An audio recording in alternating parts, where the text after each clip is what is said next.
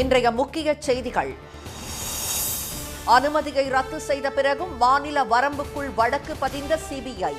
மத்திய அரசுக்கு எதிரான மேற்கு வங்க அரசின் மனுவை ஏற்றது உச்சநீதிமன்றம். ரஷ்யாவுடனான நீண்டகால நட்பை பயன்படுத்தி உக்ரைன் போரை நிறுத்த வேண்டும். புட்டினிடம் வலியுறுத்துமாறு இந்தியாவிற்கு அமெரிக்கா கோரிக்கை.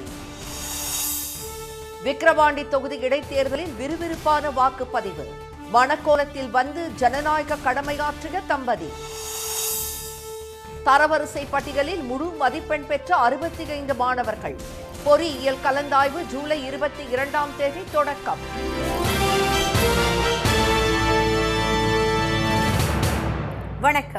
வணக்கம். மாநிலத்தின் அதிகார வரம்பிற்குள் மத்திய புலனாய்வு அமைப்பு விசாரணை செய்யும் அனுமதியை ரத்து செய்த பின்னரும் விசாரணை தொடர்வதை எதிர்த்து மேற்கு வங்க அரசு தாக்கல் செய்த மனு விசாரணைக்குரியதுதான் என உச்சநீதிமன்றம் தீர்ப்பளித்துள்ளது.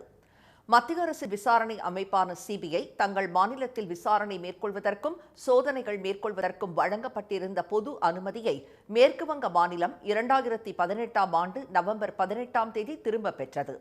எனினும் அதனை மீறி அம்மாநிலத்தில் சிபிஐ வழக்கு தொடர்ந்து வருகிறது. இதனை எதிர்த்து அரசியல் சாசன பிரிவு 131 கீழ் மத்திய அரசுக்கு எதிராக உச்சநீதிமன்றத்தில் மேற்கு வங்க அரசு வழக்கு தொடர்ந்துள்ளது.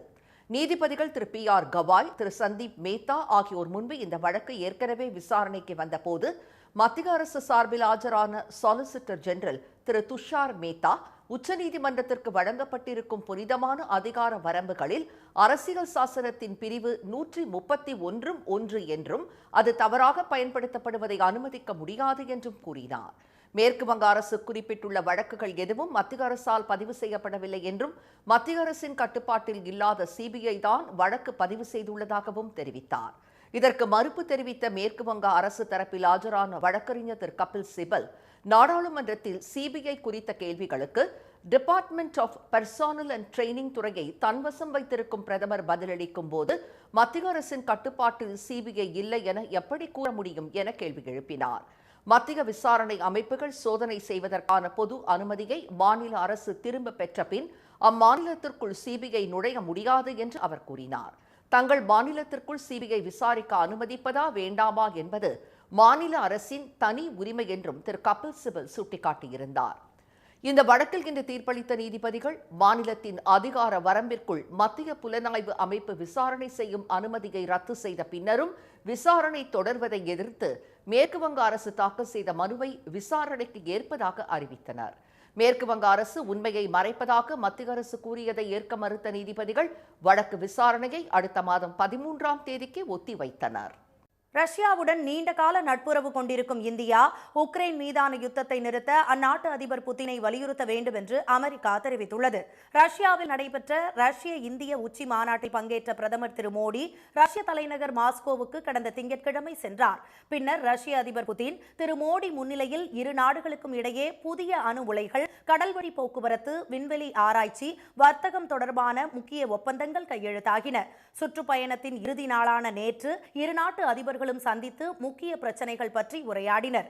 இந்த சந்திப்பு குறித்து பின்னர் செய்தியாளர்களிடம் பேசிய வெளியுறவுத்துறை செயலாளர் திரு வினய் குவாத்ரா, உக்ரைன் மருத்துவமனைகள் மீது ரஷ்யா நடத்திய தாக்குதலில் அப்பாவிகள் பலியானதற்கு திரு மோடி கவலையும் வருத்தமும் தெரிவித்ததாகவும் யுத்தத்திற்கான தீர்வை போர்க்களத்தில் காண முடியாது என ரஷ்ய அதிபரிடம் கூறியதாகவும் தெரிவித்தார்.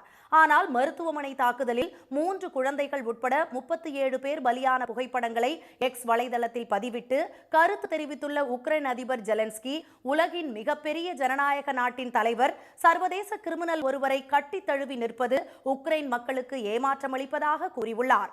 இந்நிலையில் இதுகுறித்து கருத்து தெரிவித்துள்ள அமெரிக்கா, ரஷ்யா தனது தாக்குதலை நிறுத்தாமல் பேச்சுவார்த்தை நடத்துவது சாத்தியமே இல்லை என்று கூறியுள்ளது.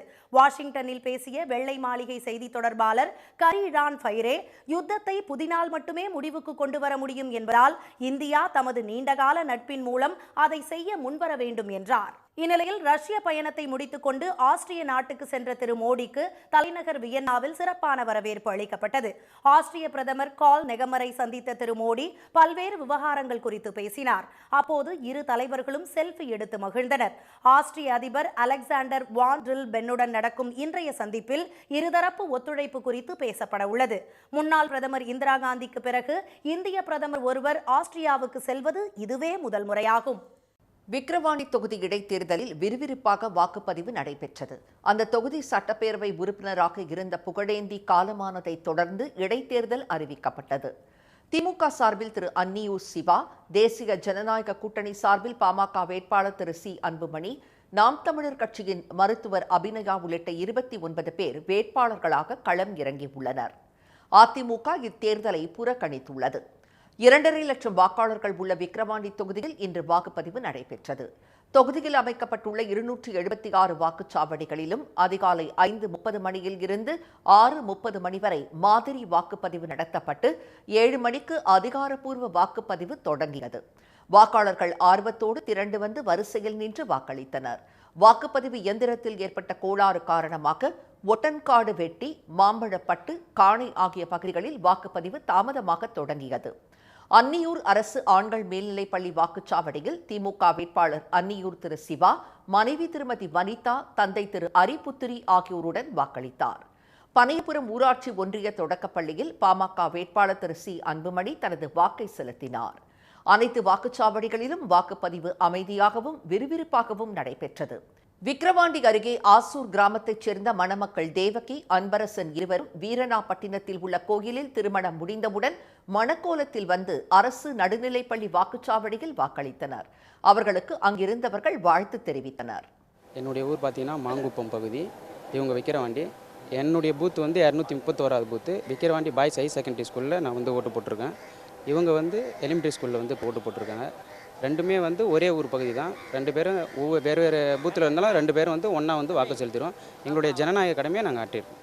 விக்கிரவாண்டி நகர் வி சாலை அரசு ஆதி திராவிடர் மேல்நிலைப்பள்ளி வாக்குச்சாவடியில் மாற்றுத்திறனாளிகளுக்கு வீல் சேர் வசதி செய்யப்படாததால் மாற்றுத்திறனாளி பெண் ஒருவர் முட்டி போட்டு சென்று வாக்களித்தது அங்கிருந்த வாக்காளர்களை நெகிழச் செய்தது.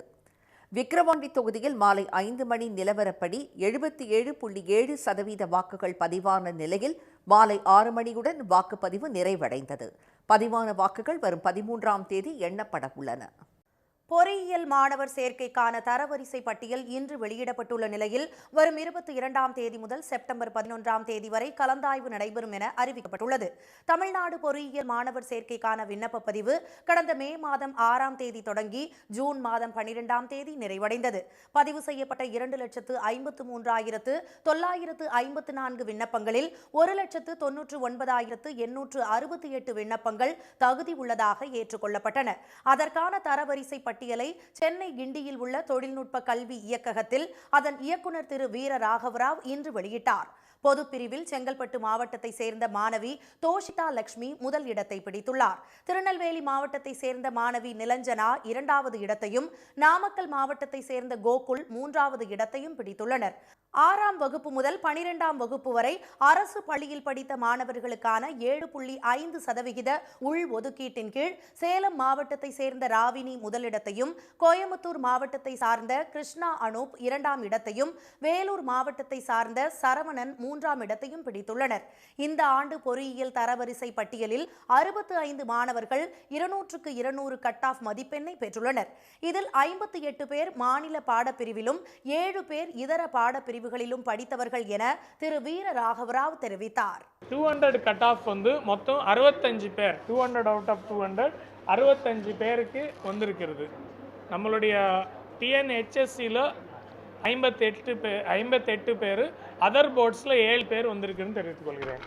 இதற்கிடையே பொறியியல் படிப்புக்கான கலந்தாய்வு வரும் 22ஆம் தேதி தொடங்கி செப்டம்பர் 11ஆம் தேதி வரை ஆன்லைன் மூலம் நடைபெறும் என அறிவிக்கப்பட்டுள்ளது.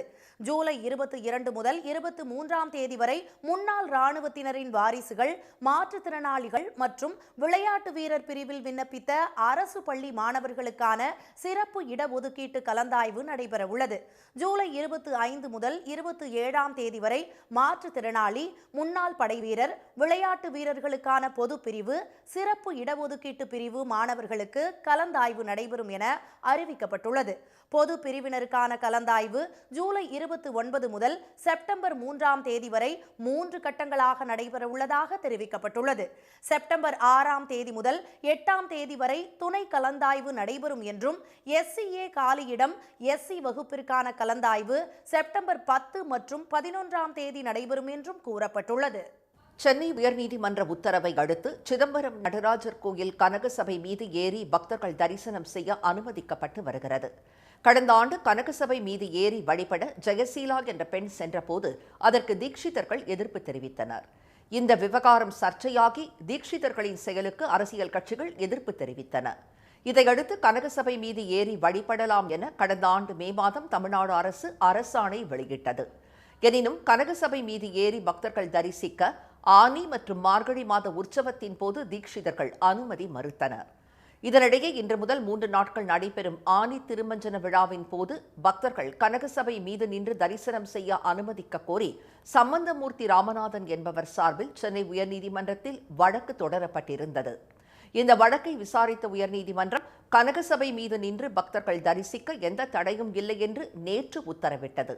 கனகசபை மீது நின்று தரிசனம் செய்ய அனுமதிக்கும் அரசாணைக்கு எந்த தடையும் விதிக்கப்படாத நிலையில் சட்டத்தை கையில் எடுத்துக்கொண்டு யாரேனும் குறுக்கீடுகள் செய்தால் அவர்கள் மீது நடவடிக்கை எடுக்கலாம் என அறநிலையத்துறைக்கு நீதிபதிகள் உத்தரவிட்டனர். இந்நிலையில் நடராஜர் கோயிலில் இன்று காலை முதல் கனகசபை மீது ஏறி நின்று தரிசிக்க பக்தர்கள் அனுமதிக்கப்பட்டனர்.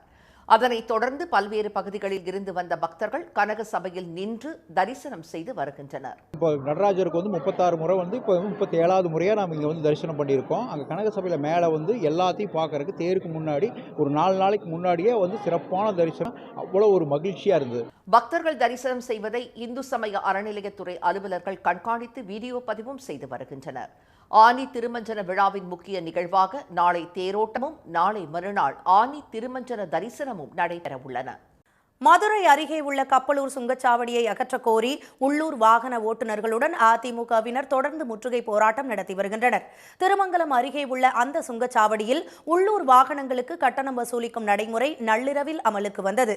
இந்நிலையில் இந்த சுங்கச்சாவடியை மூடக்கோரி திருமங்கலம், பேரையூர், கல்லுப்பட்டி உள்ளிட்ட பகுதிகளை சேர்ந்த வாகன ஓட்டிகள் 400 பேர் போராட்டத்தில் ஈடுபட்டனர். அவர்களுக்கு ஆதரவாக அதிமுக முன்னாள் அமைச்சர் திரு RP உதயகுமார் தலைமையில் அதிமுகவினரும் முற்றுகையிட்டனர்.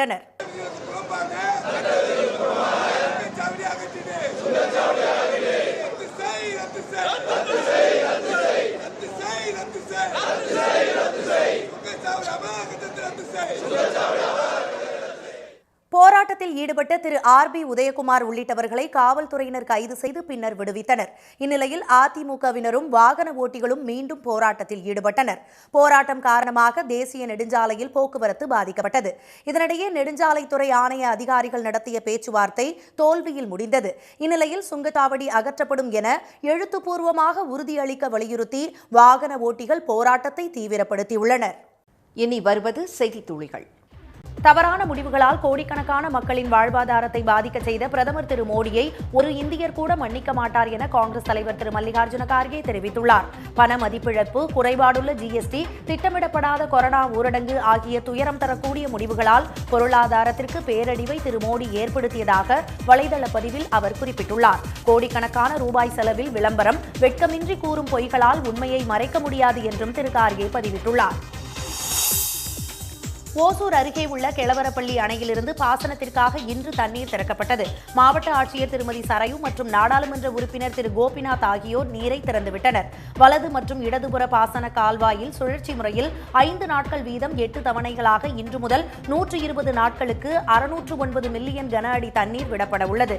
இதன் மூலம் 22 கிராமங்களில் உள்ள 8000 ஏக்கர் நிலம் பயன்பெறும்.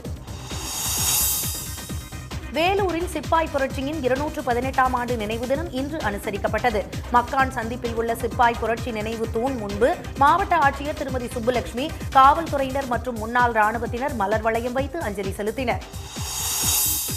திருவள்ளூர் மாவட்டம் கும்மிடிப்பூண்டி சிப்காட்டில் உள்ள தனியார் பீர் தொழிற்சாலையில் காலாவதியான 6 கோடி ரூபாய் மதிப்பிலான பீர் பாட்டில்கள் குழி தோண்டி புதைத்து அழிக்கப்பட்டன. 2017ஆம் ஆண்டு மூடப்பட்ட அந்த ஆலையிலிருந்து மர்ம நபர்கள் பீர் பாட்டில்களை திருடி அருந்துவதுடன் விற்பதாகவும் காவல்துறைக்கு தகவல் கிடைத்ததை அடுத்து 6 லட்சம் பீர் பாட்டில்கள் அழிக்கப்பட்டன. இன்றைய வர்த்தக முடிவில் மும்பை பங்குச்சந்தை குறியீட்டு எண் சென்செக்ஸ் 427 புள்ளிகள் சரிந்து 79,925 புள்ளிகளாக இருந்தது. தேசிய பங்குச்சந்தை குறியீட்டு எண் நிஃப்டி 109 புள்ளிகள் குறைந்து 24,324 புள்ளிகளாக நிறைவடைந்தது. சென்னையில் இன்று ஆபரண தங்கத்தின் விலை சவரனுக்கு 80 ரூபாய் குறைந்து ஒரு சவரன் 54,080 ரூபாயாகவும் 1 கிராம் 6,760 ரூபாயாகவும் உள்ளது. வெள்ளி விலை மாற்றமின்றி 1 கிராம் 99 ரூபாயாக உள்ளது. மீண்டும் இன்றைய முக்கிய செய்திகள். மாநிலத்தின் அதிகார வரம்புக்குள் விசாரிப்பதற்கான அனுமதியை ரத்து செய்த பின்னரும் சிபிஐ விசாரணை தொடர்வதை எதிர்த்து மேற்கு வங்க அரசு தாக்கல் செய்த மனுவை உச்சநீதிமன்றம் ஏற்றுள்ளது. ரஷ்யாவுடனான நீண்டகால நட்புறவை பயன்படுத்தி உக்ரைன் போரை நிறுத்த புதினை இந்தியா வலியுறுத்த வேண்டுமென அமெரிக்கா கோரியுள்ளது. விக்கிரவாண்டி தொகுதி இடைத்தேர்தலில் விறுவிறுப்பாக வாக்குப்பதிவு நடைபெற்றது. இத்துடன் இந்த செய்திகள் நிறைவடைந்தன. மீண்டும் சன் டிவியில் செய்திகள் நாளை காலை 7:30 மணிக்கு. செய்திகளை உடனுக்குடன் தெரிந்து கொள்ள சன் நியூஸ் தொலைக்காட்சியை பாருங்கள். வணக்கம். வணக்கம்.